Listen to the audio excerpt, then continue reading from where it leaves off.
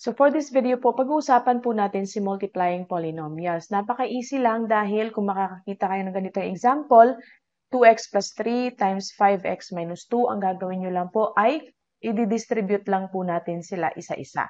So gaya po nito, 2x times 5x. Okay? Yan. So copy natin dito sa baba, 2x times 5x. Next, si 2x ulit. Ayan, multiply natin sa second. Negative 2 times 2x. So, kasi may negative dyan, tapos positive naman si, ayan, 2x. So, positive times negative is negative. So, ilalagay ko siya dito. Tapos si 2x times 2. Okay, next is si 3. So, si 3 naman, i-multiply natin dito kay 5x. So, positive yan kasi 5x is positive, 3 is positive. So, 3 times 5x. Tapos ulit, 3 times itong si negative 2. Again, positive si 3, negative itong si 2. So, bale, positive times negative is negative. So, ilagay natin na yung negative dyan, tapos 3 times 2. Tapos, isi-simplify lang po natin or i-multiply natin siya isa-isa, then simplify. So, 2x times 5x, of course, that's 2 times 5 is 10. And don't forget, x times x.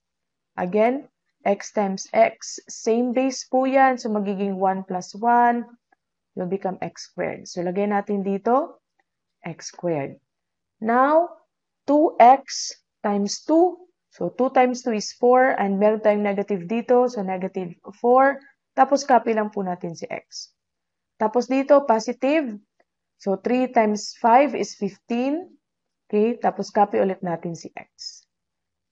Tapos dito, of course, negative 3 times 2 is negative 6. So, as you can see, meron po tayong dalawang magkaparehas. So, ito, si negative 4x at si positive 15x, parehas po silang may x. Ayan, na variable. So, coefficient po ni x dito is 4, dito is 15. So, ang gagawin natin, if makakita kayo ng kaparehas, ay i-add lang po natin. So, ito, hindi nila kaparehas kasi squared po siya. So, x squared. Ito kasi, x lang, x lang. Ito, x squared. So, hindi po siya pwede.